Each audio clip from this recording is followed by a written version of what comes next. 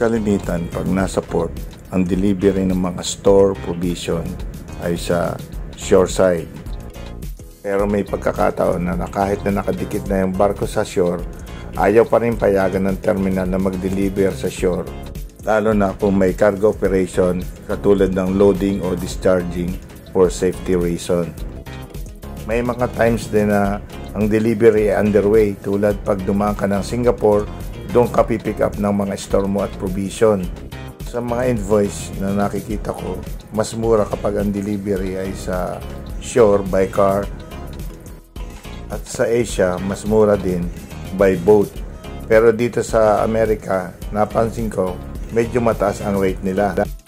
Pwede ang dahilan, malaki yung tugboat nila o supply boat nila at malaki ang charges nila, o mataas talaga ang charges dito sa Amerika.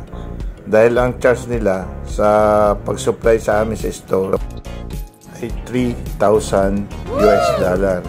Kung sa pera natin, sa peso, kung ita-times mo sa 55, ang amount ay 165,000 pesos. Wow. Delivery charge pa lang yun.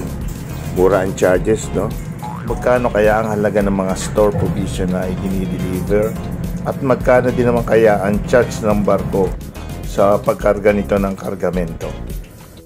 Maraming salamat sa inyong suporta at panonood, mga kadimalupi. Ingat po tayo palagi at mabuhay.